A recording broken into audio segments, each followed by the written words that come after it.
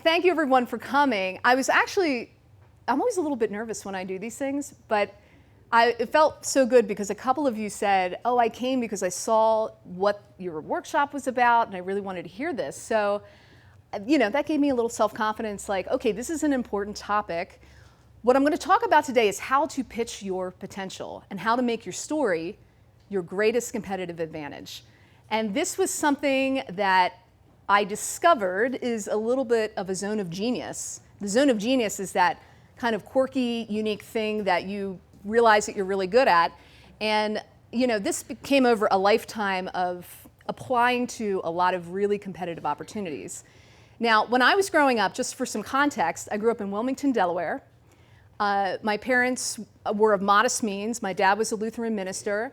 My mom was a stay-at-home mom. She was like a nurse training. But I learned two very unique skills from my parents. One was storytelling.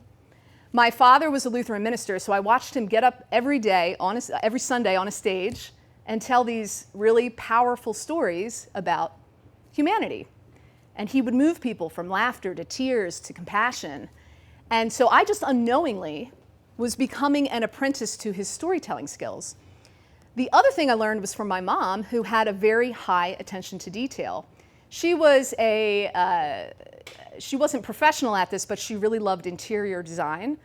Her interior designs were not really my style, but she was kind of into this Victorian era, antique, kind of country elegance look. And it wasn't until I was a bit older that I realized that my home was quite different than my friends. It was always extremely organized. My mom was very good at picking different colors and textures and groupings. And I realized that attention to detail, caught people's attention. And it was very curated, right? It was curated for the audience. So those two special skills, storytelling and attention to detail, combined in me, made a huge difference because I was a very ambitious child. I wanted to, work in public service, become a leader. I was always in all the activities. And so I was constantly pitching myself. I was student class president, and then I was applying to college. And then in college, I was applying to these competitive fellowships. And I found that I had a knack. Now, I wasn't always like the top applicant, but I was doing something a little bit different, I noticed, than what I was being coached to do or told to do, and also what other applicants were doing. So now I really reflected on, what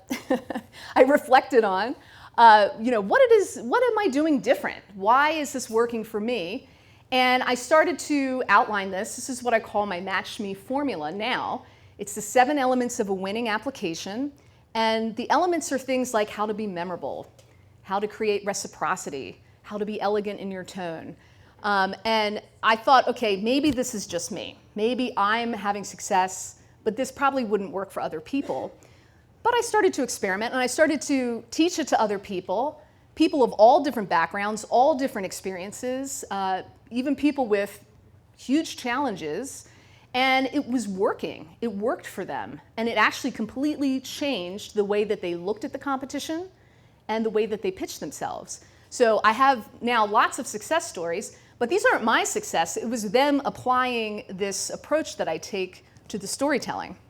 So the thing I say is, I have this slide, say, why you? When I come down to what is it that I do, I teach people how to answer the question, why you? And we're asked this question thousands of times over the course of our careers, when we're applying to college, when we're applying to jobs, when we're trying to get business grants. We have to answer this question, why you? And there's usually many other competitors. So how do we tell that story? Now, we're not really taught how to do this, right, early in our lives. There's not, you might get some coaching around college, or you might get a mentor that helps you with some sort of pitch, but it's certainly not something that I was taught in high school. It wasn't something I was taught in college. I don't think I was ever really taught it in the workplace. So for me, it was a lot of experimentation and kind of taking things here and there. Now, my experience was born into this, applying to colleges and these competitive fellowships. But I think that's not something that all people do. But one thing I think we all can agree on is that the job market, pitching yourself for a job. You get a job interview, then you have to answer that question, why you? So I need to take you back to a little story. This is Vicki, age 30, 2008. On the weekends, she was a party girl. She, she's wearing her jeggings. She had Katy Perry on her iPod Mini, right? And, we had a lot of fun. I was living in Washington, D.C., which was quite a town. For someone like me who was a government major, I was like in my career, world. I was working in the policy world at the intersection of public health and emergency management. And I had just taken a job at the Department of Health and Human Services at the federal level. I was psyched about this job because it was like paying me a lot more money. But although I left a job that I really loved to take this job, but about 2 months into the job, I was like withering because they had no work for me. I was like roaming the halls of HHS, like, what am I supposed to be doing? And I was really kind of suffering in this role as someone who's ambitious and always wants to be doing all the things. So one of my desk mates, this woman, Stephanie, she was working in kind of another section, and she said, hey, Vicki, some friends of mine, they're hiring for a policy director of a National Commission on Children and Disasters. You should apply for this. You're working right at that intersection. And I looked at this job and I'm like, oh my God, this is like my dream job. So the commission is something, these don't happen very often. Congress funds a commission of experts to go and work on policy recommendations. So this 2-year commission would take 10 experts handpicked by Congress. They come from all over the country. They work on policy recommendations. This is a report that's going to go both to Congress and to the White House. So, you're supposed to put this together and do an evidence base, and you're doing all these high-level meetings. And the policy director was the one who was going to be the final say, the overseer of this major report. And, I'm 30 years old, but I'm looking at this like, yeah, I could do that. I could do this job. So I asked Stephanie to give them my resume and, hey, get me a referral. This landed me an interview, thanks to Stephanie's help. But then I started to hear about who else was getting an interview. So I heard that there was a woman who was probably at least 20 years my senior, who had once been an executive director of a really high-level nonprofit in DC. There was people with doctorates. There were people working in Congress as chief of staff. I mean, it was like every person, I was like, oh my God, I'm like the most unqualified person of this crew. But I had this interview, so I thought, well, I got some kind of shot, right? So I have to pitch myself in some way. And typically with jobs, I was thinking to myself, what's on my resume? What is it that I can highlight from my resume, from my experience that's going to be better than what these other folks are going to bring to the table? Now, you're probably mad. There is obviously a happy ending to the story, but before I get to the happy ending, I want to do a little exercise with all of you. And I want us to imagine, let's just imagine, that Deschutes Women in Business is offering a $50,000 grant to one business in Bend.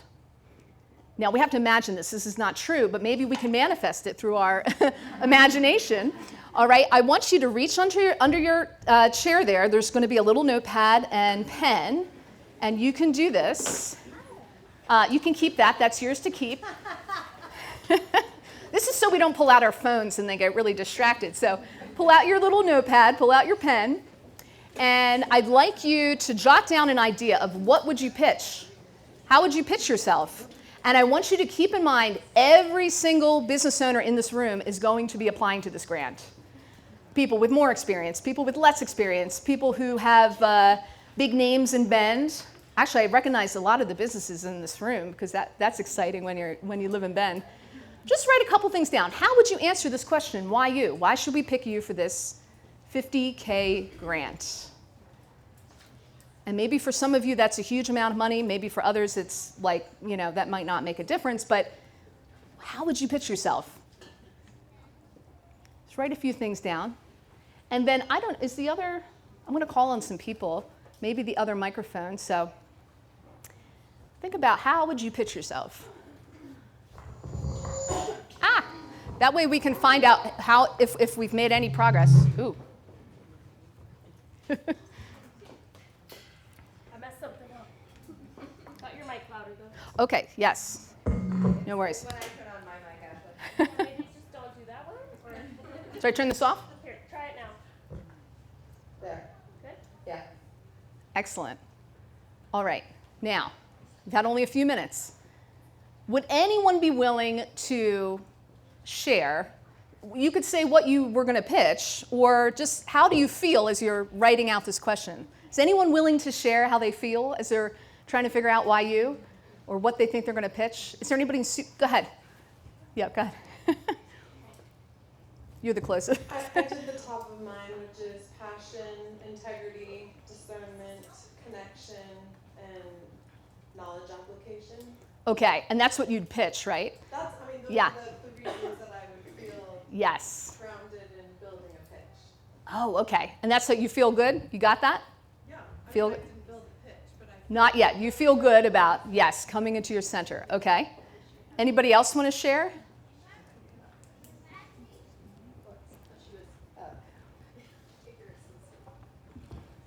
I had an idea, and I looked online, and no one else has developed this business in the world as far as I can understand. Okay. So you feel good. You got a nice, unique pitch? Yes. Okay. Anybody else want to share? I will, because Ashley peer pressured me. I just wrote, what I offer can help elevate anyone's life at any stage or phase in their life, and it is the next frontier of health. So. Oh, I like that. All right. Now let me do a show of hands. How many of you feel like you could nail this like today? How many of you feel like, yes, I could nail this pitch? 1, 2. How many of you are like, I have no idea what, I don't even know where to start? Or I'm just like really concerned about the competition? Anybody? No one's concerned about the competition? Yeah? A little bit? Is anyone feeling like, oh wait, I know some of the women here in this room and they have some pretty awesome businesses. Like they're maybe a little further ahead than me. Yeah, so is anyone feeling imposter syndrome or like worried that they don't have anything to pitch? Yes. Yeah? Okay. Okay, so you're not alone. All right, this is how I felt as I was applying to this, this policy director position. So here I am back here. I think I spent a little too much money on tanning salons back then. But I was thinking about it, I was thinking what I had always been coached was to, lean in on the resume and the experience and the examples and all your accomplishments. And I thought to myself, that's probably not going to fly. That's not going to be enough. So I thought about what was it that made me successful in the fellowship competitions. And for all of those, I had to write a project. I had to do some sort of explanation of what I would do during the fellowship. And I realized, you know what? I'm going to go into this interview, and I'm going to bring with me a strategic plan for the 2 years. I'm going to tell them exactly what I'm going to do over 2 years, and I'm going to put enough detail in there that it's going to express my skills, my talents, my expertise, and just help them feel confident that if they invest in 30-year-old Vicki over some of the other more experienced people, that they know exactly what they're going to get. So it was like a Saturday, and the interview was on Monday, and I started to write out this strategic plan. It ended up being about 5 pages. It had clear bullets. I really tried to think deeply about the problem that needed to be solved, which is, they needed to develop these recommendations. They needed to be sound and evidence-based. They needed to tie in all these different opinions. So I thought about how we would build a whole stakeholder engagement strategy around that. Then I detailed, here's some of the key challenges that we might face. I talked about key events and conferences that the commissioners should be engaged in. I printed it out and I brought it with me to my interview. And, when they met me, this was the thing that I handed to them physically. And we talked about the plan the entire interview. Then they brought me in again, and brought me in again, and brought me in again, until finally I got the job. And here's me now. This is my next scene. You got it? There I am on C-SPAN. So I got this job, and I asked the executive director, I said, well, a couple of months later, I said, well, why did you guys pick me? Like, what, I heard about who else was interviewing. And he said, you made a convincing case. So I realized that the convincing case was not my credentials, it was not my years of work experience, wasn't my graduate degree, it wasn't any special thing. It was really that I came with a plan, I came with a vision. And that vision statement helped them feel confident that I would be able to do the job. And probably some of the other really experienced candidates didn't go that extra mile. They probably didn't pitch a plan. They might have walked into the interview, and if they were asked, they might have said, well, I might do this and I might do that. I came in saying, this is what I'm going to do. And I realized that that was the thing that changed it for me. That's why I always had success with the fellowship applications, the graduate school applications, getting into different things. You know, I got my book deal, I got my speaking engagements, I'm doing all these different things because what I always do is focus on the future. I always tell them what the future is going to look like if I get selected. And that for me was the most important thing. So if you take away nothing from today, there's only one thing I want you to remember. The story of your future is more important than the story of your past. Let's say it together because I want to make sure it's in your mind. Ready? The story of your future is more important than the story of your past. All right. So anytime you're lacking confidence about, oh, I don't have enough on my resume or credentials, that doesn't matter because actually what you need to do is come up with the story of the future to pitch yourself. Now, when I talk about this, I want to mention that all of you are very, very well positioned as entrepreneurs to do this really well because you have the key ingredients to be really great storytellers. The best storytellers I've seen in my career are investigators, so people who are really curious. They go deep on their research, figuring out the problem, figuring out the resources. They are creatives, so they have great imaginations. They can come up with things that, you know, other people are sort of stymied by. And visionaries. Visionaries have that creative energy, but they also are able to take information from lots of different spaces and disciplines and lived experiences and bring them together to come up with something that's completely new. So this is why I love working with entrepreneurs too, because you all naturally have a proclivity for these three things. You're investigators, creatives, and visionaries. And the reason I put up these beautiful young ladies is that we're really good at this when we're kids.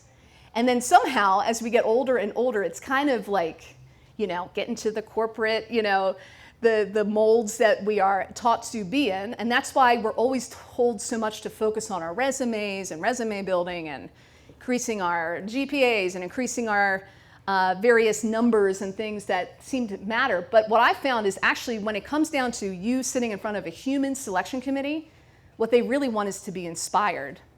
And numbers don't really inspire as much as stories do. So you already have these abilities to do this. So now let's get into a little framework to help you when you're pitching yourself. So I call this the winning application story. This is a very simple framework. When someone asks you the question, why you, in any competitive sphere where there's other people who are also being asked why you and they're making a decision, there's three parts to your story. The beginning of the story is where you are today. So everything that's happened to you today, the things that motivate you and such.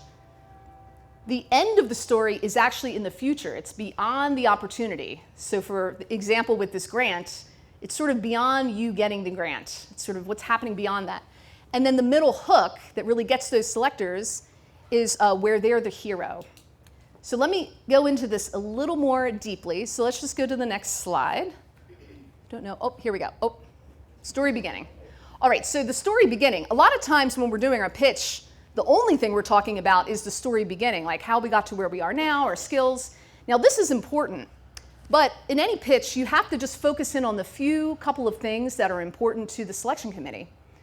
So for this Women in Business grant, it might be some business accomplishments, or if you're just starting out in the business world, it might be a problem that you want to help solve. So it might be your relation to the problem that you hope that your business solves.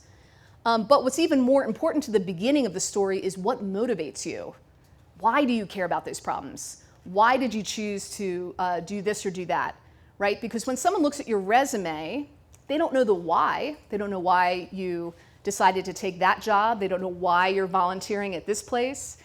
You know, they don't know why you're on the board of Deschutes Women in Business, right? So you want to tell them the why. And when you think about these things, you know, you just want to figure out some of the key things. So a lot of people have a hard time summarizing their career adventures, as I call it. You don't need to tell the whole story of your whole life. You just need to draw out a couple of key things that will inform your pitch. All right, the next part is the story end. Now, I usually go from the beginning to the end because next we want to take the selection committee to the end of the story, which is the outcome. Now, the outcome is the impact on other people. So you want it to be really specific, and you want it to be focused on who is this outcome going to impact and in what way. And the best outcome for a pitch is one that is aligned with your personal mission, which is, I say, the thing that you want to help solve, that you have some sort of personal connection to, that you care about, but also it should be highly aligned with the selector's mission, right? So you can't just pitch anything. Deschutes Women in Business does have a mission. Maybe they even on the new website have a mission statement, potentially, so we could look into there. But I mean, actually, Alicia mentioned some of the key things that Deschutes Women in Business wants to create. They want to create community. They want to create resources. So if you know that the mission is to help cultivate this entrepreneurial system of women in Bend, in Deschutes County, then you know that whatever you pose should probably help advance that mission, right? Not just your personal mission, but also their mission. So the best outcomes are those ones that do both. Your mission and their mission, both are advanced. And of course, I talk about the specificity because like that strategic plan that I gave in, it should be really specific. Specific enough that they could visualize it actually happening, right? So some of you, when you mentioned your ideas, it was a little more broad, right? We're trying to hook into what is the actual outcome. So get down to the group that you would be serving or the problem that you would solve, what numbers would change, how many people would be served, and think about that. So don't just think about your own business, how it would be helped, but also the impact. So that's the end of the story. Now the final part is the story hook. And that is where you make them the hero of the story. So what you want to do is detail 2 to 3 of their unique benefits that you're going to use to get that outcome that you just mentioned. And they should be benefits that you can't get anywhere else. That is what makes a really good hook. Now, you might be able to get money from other places, like a $50,000 grant. Maybe there's the Small Business Administration loans. Maybe there's the bank. There could be other places you get the money. What else would you get or would you capitalize on from Deschutes Women in Business to make your outcome better, right? So, and the more that you hook that in, the better your pitch will be. So when I worked with people that are applying to these really competitive graduate schools, the schools always ask, why this program? And a lot of applicants will write, one personal statement and they'll just say broadly, oh, the faculty and the prestige and this. And it's so broad, there's nothing specific to the school. I always coach people to say, find 2 to 3 very unique benefits that are not offered at any other place. Then the selectors are like, oh, this person has researched this. They understand what they're going to do with this. And then it makes that hook that they feel that you are super enthusiastic and that you are going to leverage those benefits because you know what they are. So just to wrap it up again, maybe the next slide, this is it. This is the story. Anytime you're up against other people in a competition, have to pitch yourself. This also works in sales. It works in dating. It works in all sorts of things. I mean, think about the winning application story. Think about where you are today, that future goal that's beneficial to you and beneficial to them and making a social impact, and then that hook, the 2 to 3 unique benefits that will be the things that you leverage.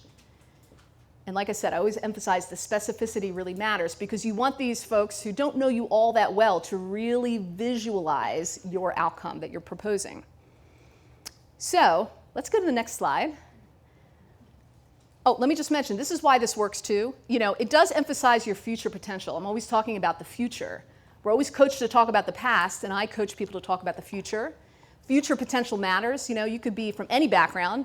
And I've worked with people that others said were not qualified for the things that they were applying for, but they showed their potential. Also shows that you know what the mission is, right, and that you're aligned with it, right? And then also leveraging their benefits, which are the things that they brag about. I mean, who doesn't want to know that you're going to really leverage their benefits? So that's why it works so incredibly well. And even when you're up against people who are seemingly more qualified or have more years of experience or more accomplishments, doesn't really matter because your vision is more compelling. So we're going to try this again. If we go to the next slide. Oh, this is just my little slide to be like, if you're pitching this, this is the kind of stuff they say about you. Dang, she's prepared. No one else had such a plan. Why didn't we think of that? And I've never seen such passion. Actually, the more specific you are, it really helps demonstrate your passion. When you use kind of vague wording, it's hard to do that. But when you have that vision that's so crisp and clear, it builds your confidence. That's the other thing I forgot to mention is that the more that you work on that vision, the more detailed, the more researched it is, the more confidence you'll have in pitching it because you're going to get excited. You're going to be like so believing in this vision by the time you're finished with it that the confidence just exudes when you share it. All right, I think the next slide is the one for, mistakes. I forgot about this part. Okay, there's a couple mistakes to avoid. And I know this just from my own experience, but also working with a lot of people who have, I would frankly say, we've all been coached the wrong way in thinking about the competition.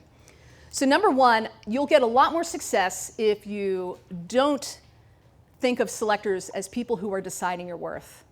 I work with a lot of younger people, and even mid-career and older people too, that have a very deep fear of failure, fear of rejection. You know, if they get rejected from something they really want, it's like very deeply felt. And it's because we're putting a little bit too much weight into these decisions. These are not decisions about our worth.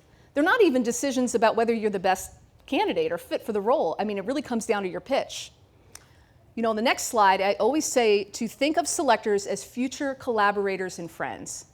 First of all, it makes a much more positive spin on it, but you also don't want to be so afraid of failure and afraid of rejection that you start to resent the selection process, right, and the selectors that are involved. You know, these selectors, they, like you, have a mission to put their investments where they're going to do the most good. They're being held to a standard that, you know, their decisions are going to matter and they're going to be the best decisions. So they have a hard job, right? They're not benefiting from the opportunity the way that you would be if you get selected.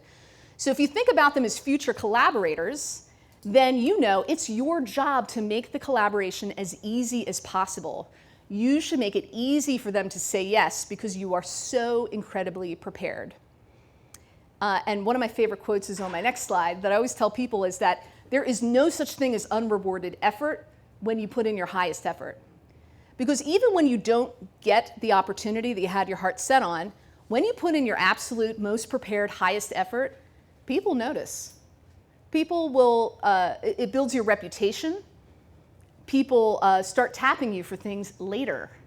So if you think that it's not worthwhile to work extremely hard on something that has a very high competitiveness rate or a high rate of failure, I just want you to remember this because people will notice, and I'm telling you, it's going to pay off in ways that you can't imagine.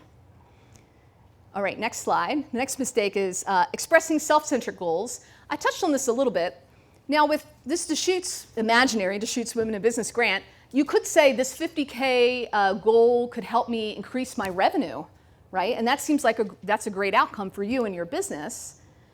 But it's a bit self-centric, right?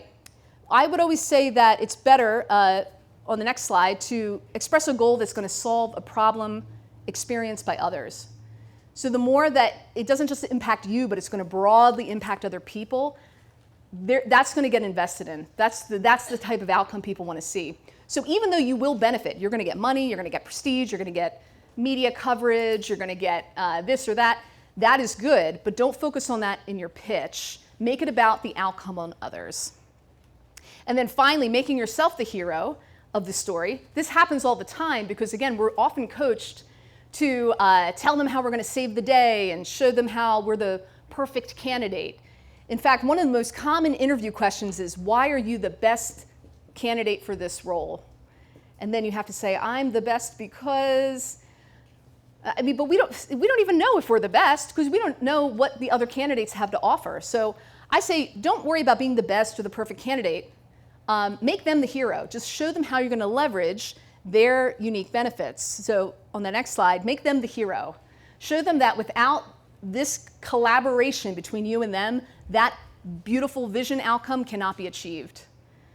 This is what's going to excite them. I'm sorry for the poor stock models in this picture that got, that's my terrible Canva rendering. But I always try to make them the hero and think about what do they need and how do they feel confident that I'm going to deliver what they need and leverage all the awesome things that they have to offer. So it makes them feel really good. Make them the hero. Okay, so back to the story. Let's get to the exercise. So I think you guys got the story framework. Let's go to the next slide and let's try again. Now, think about this. Now I actually do this in a different order. Start with the story end. Think about the specific social impact outcome of your idea. Who is it going to help? Who would it serve if you got that 50K grant? Think broad. Don't just think in the immediate 50K. Think like 2, 5, 10 years after this grant. Then think about the story beginning. Why would you be the right person for that particular outcome? And think about your motivations, your passions. You don't have to be the best person at anything, really, but there should be a particular reason why you care about that outcome and want to help execute it. Oh, and then, sorry, it meant to be the story hook. Oh, wait, I did this. Sorry, my slide got messed up. I was working on it. The story hook is, what are the 2 to 3 unique benefits from the Deschutes Women in Business grant that you would leverage to get to that outcome? And so a tip, think beyond the money. Think beyond the money. And then, sorry, the slide doesn't have that, but yeah, story end, story beginning, and the story hook. And then we'll give you a few minutes. Does anyone feel like they have a good one to share already? I know some of you. I'm looking down at Kelly. You're a good pitcher. So the first round, I started with kind of teasing, I guess, what would have been the story end, talking about how. Can you use the mic? Sorry. Oh, yeah. So the first round, I had kind of started teasing the story end by alluding to the social impact UGC Pro, our digital product resources, have already made, and also like kind of teasing that, like making education accessible and being able, we've educated over 10,000 students.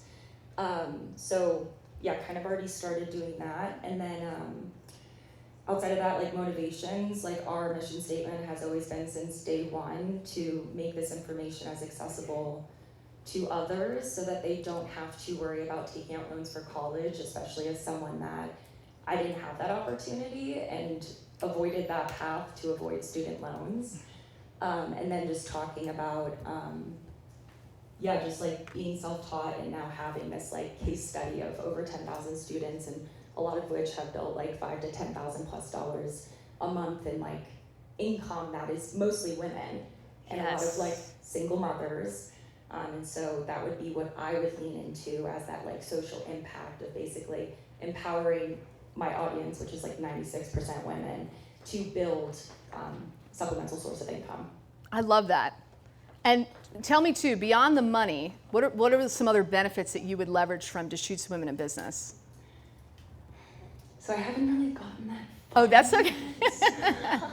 I was like going through and I was like marking, I'm like, okay, so this is my story end, I did this. Yes, I love the story end. I mean, that sounds very much in alignment, right? The social impact outcome.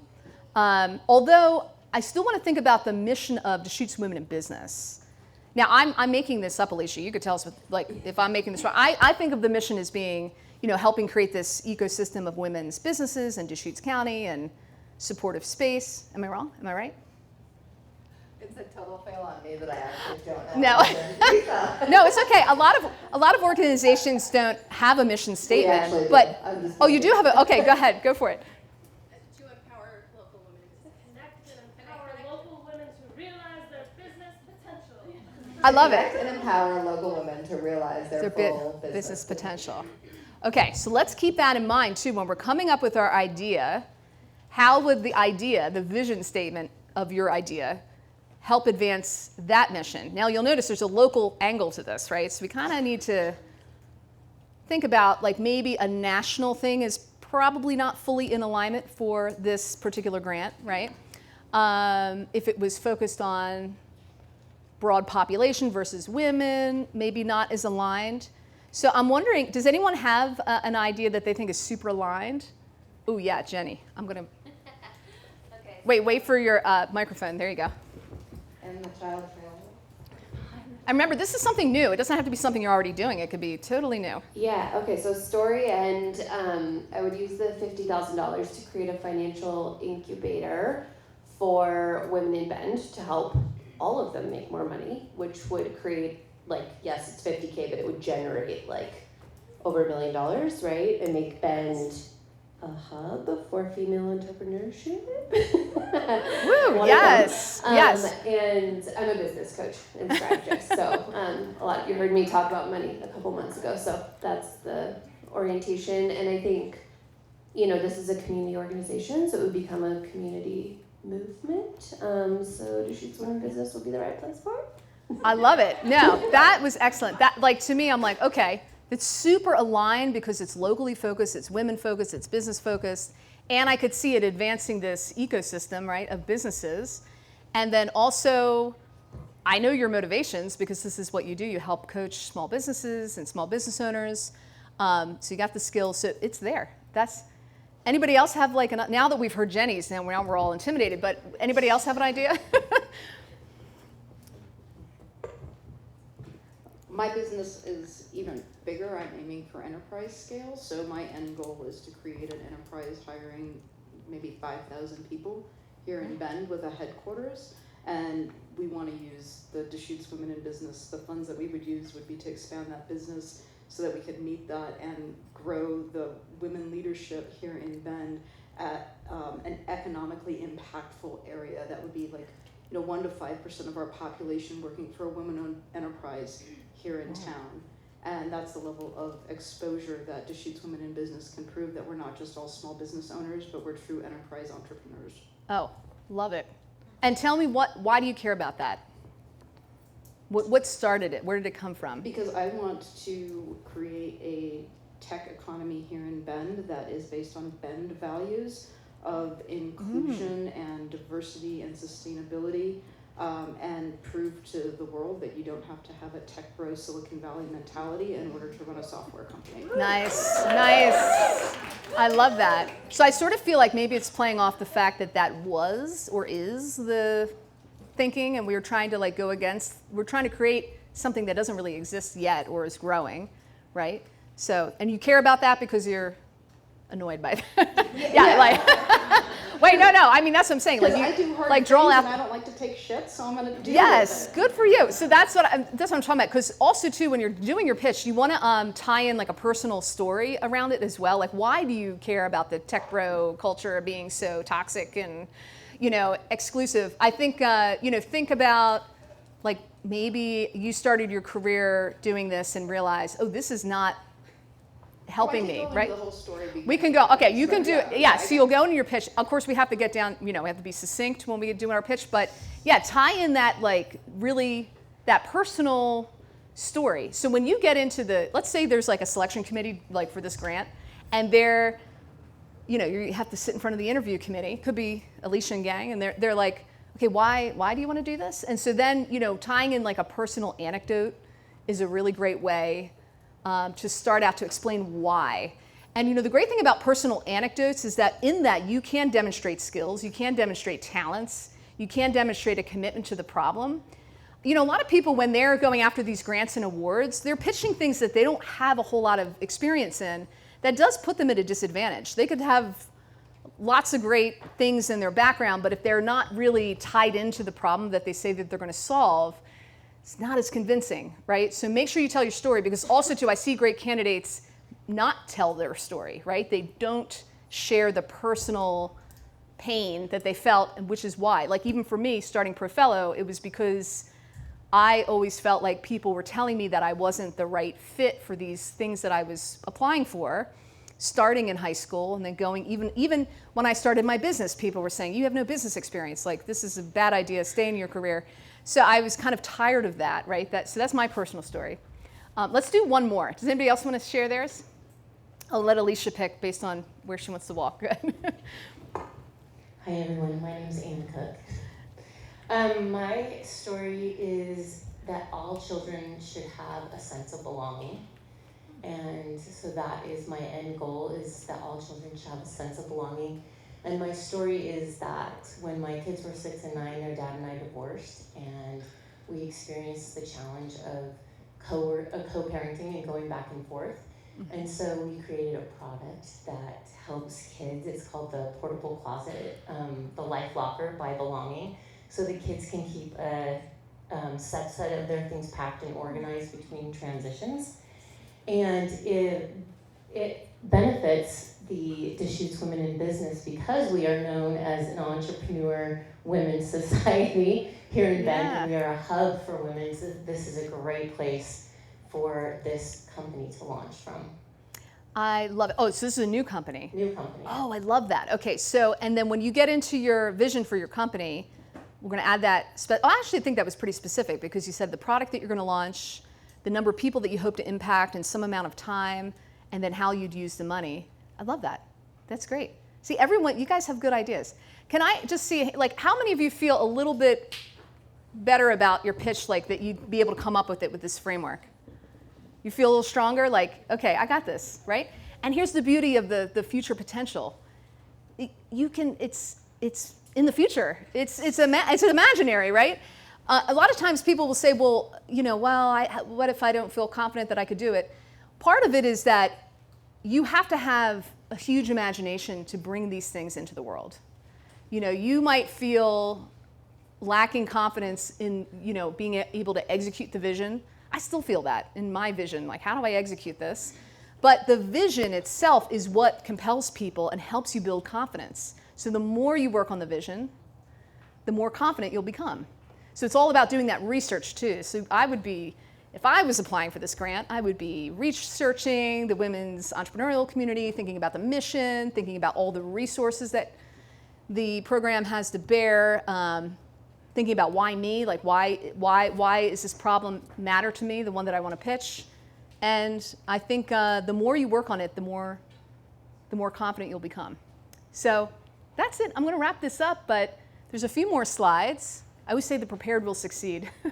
This comes down to, I always find that people who do all the things, like if you were doing your pitch for this and you want this, I usually find that the people who have the most success are the people who really want this opportunity badly. That authentic desire is going to give you an advantage over the people who are applying for superficial reasons or sort of just throwing their application together. So I never worry about the competition because I don't know if they want it as badly as I do. So I always go above and beyond, prepare super hard, and I find that the prepared succeed. And then on the last slide, this is my new book that's coming out. Woo, thank you. It's called Pitch Your Potential. Now, the application story is part of it, but I have this formula that shows you how to become more memorable, to develop that mission research that I always talk about, developing your personal mission, creating a pitch that's mutually beneficial, and then even how to have the right tone. You have to balance that self-confidence with the dose of humility as well. So this is the book. It's coming out January 6th. It's my first book. And yeah, I'd love it if you read it and you got it. But I'm around town, so come look for me. I'm on LinkedIn all the time. You can find me. It's Vicki Johnson, Pro Fellow. Also, if you're looking for funding for any kind of thing, we've got tons of funding awards listed at profellow.com. We have this big free database. Now, if you don't want to know what a fellowship is, they're basically just awards for individuals, and they can do all sorts of things. There's things for social entrepreneurs, artists, people who do research, students, career changers, advocates, and activists. There's all sorts of stuff in there, so check that out. And we started adding business accelerators too, so those are in there as well. But thank you, everyone, for being such a great audience. Thank you. And thank you to Deschutes Women in Business. I was kind of hoping that maybe that grant there'll be some wealthy benefactor that just wants to make that happen anywhere. I don't know, maybe we'll manifest it, but I hope in the future we'll see real things like that, like grants and business accelerators and other types of things coming out of this group. All right, thanks everyone.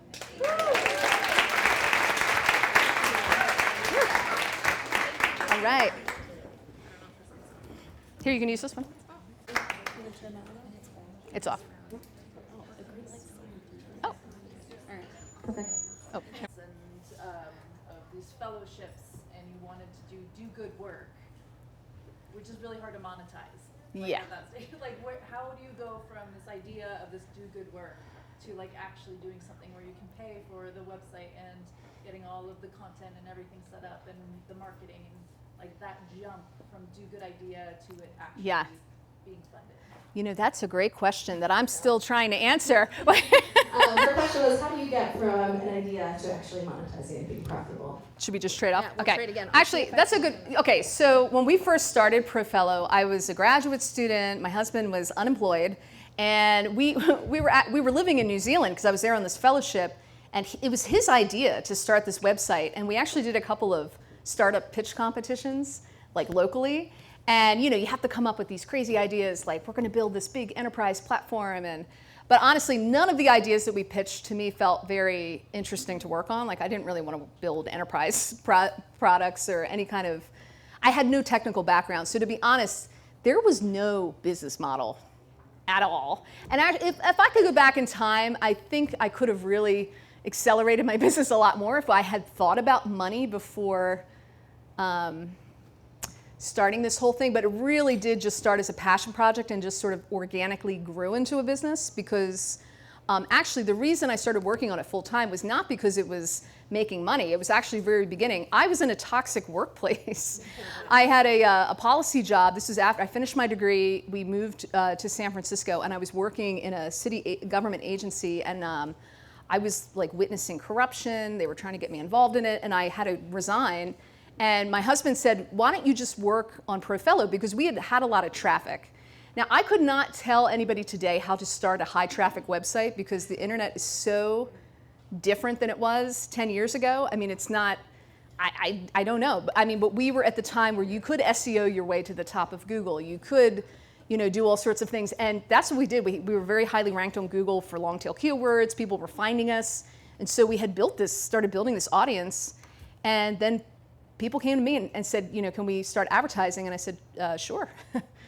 And I came up with a media kit. And then I thought, okay, now I'm going to go and start actively looking for advertisers. And then it was only later that I realized that I had a gift at teaching people how to get into the program. So I started selling workshops and courses on the same platform. And so that's kind of the two main revenue streams. But it's been hard. Actually, the advertising has gone up and down because the whole digital advertising world is very, very volatile. And then a lot of the advertisers that we have are universities and fellowship organizations, which guess what? This year is not a good year for that. A lot of our partners have had massive cuts, disruptions, programs have closed. So I'm now pivoting toward a new paid newsletter because we have a huge free newsletter list. And so I'll let you know how that goes. I'm like you, I'm still figuring things out. I have not figured out everything yet. So. Well, I bet there's also women who can help anyone with their website. Maybe. Yes. All right, we'll do one or two more questions. All right, Miranda in the front.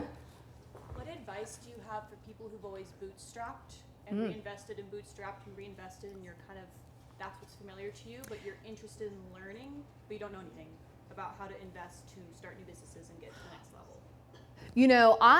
Sorry, I'm just going to repeat. Yeah. For someone who's always bootstrapped and reinvested, and that's just kind of how you've operated, Yeah. If you're interested in learning about how to kind of shift that approach.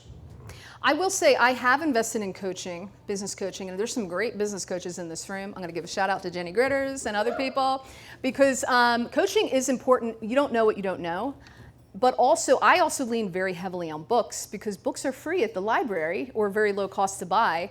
I'd never, when I hear people say, oh, I'm going to go do an MBA because I want to be an entrepreneur, I think like, why do that? Like an MBA is not going to teach you how to run a business. It's going to teach you how to be a corporate, cog. So, seriously, that's what it's for. To go work for Deloitte or go work, at a tech company. But what you want to, I just think you have to always be learning. The bootstrap, that's not for everybody. Business is not for everybody. I mean, I don't really like push like people who hate their jobs, I don't really push them into entrepreneurship because I feel like it's like you gotta really have a problem that you love to solve because that's the only way you're gonna wake up every day working on it, right? When things are down, when things are low. I have to say too, I gotta give a shout out to my husband, Ryan, because he has always 100% supported me. And I mean, he like financially, emotionally in my entrepreneurial journey. I do see people when they don't have a partner that's on the same page about what you're trying to achieve, it's hard. I think that having a partner that's kind of on board and in alignment with what you're trying to do makes a big difference. So I just feel like that's an advantage that I have, which I feel just very lucky that I have that and blessed that I have a partner that is okay to go up and down with me. I don't know, how do you find those people? I don't know. I found them online dating. So, yeah. Awesome. All right, one more question over here. Not a question, Lisa, but I just want to do a quick plug for anybody who needs library resources. Deschutes County Library is a little light on business books, but you can get a public library card to the COCC library, and the Small Business Development Clinic at COCC has a ton of free resources. Go find them, go talk to them, get a COCC library card, I think it's the Barber Library, and you will find so many more free resources than Deschutes County Library can provide. I like that. COCC Library, check it out. Yeah. As the SBDC. Amazing. Oh, we have one more, last question in the back. Oh.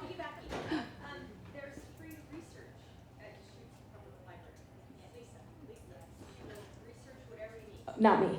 Also, Different Lisa. Oh. COCC with the Small Business Development Center. Amazing. Multiple resources. Well, we'll send out an email and put the recap of things on the website. So if anyone has amazing resources that they want to share associated with this, like please share them, because again, we're all better when we're sharing with each other. So definitely send those so we can share them out with the group. All right. Well, big round of applause again. Thank you so much, Vicki. All right, well, hopefully you have some really tangible nuggets and you're inspired. This is a topic that no matter what stage we're at in our businesses or company or career, like we can always be more confident and learn more and be just stronger in how we, sell ourselves to the world. So hopefully that spurred some things, and we have the space for another hour-ish, 45 minutes, hour. So please network, connect. Don't be shy. This is such an amazing place to put out there in the world what you need or what you're hoping to get. And you'll be just amazed at the connections that kind of end up coming your way. So hopefully you can foster those and connect more. And thank you so much for being here. We also have, already we have the link live to our event next month. So if you want to just secure your spot so you don't have to think about it, there's some QR codes right there. All right. Thank you. Anything else?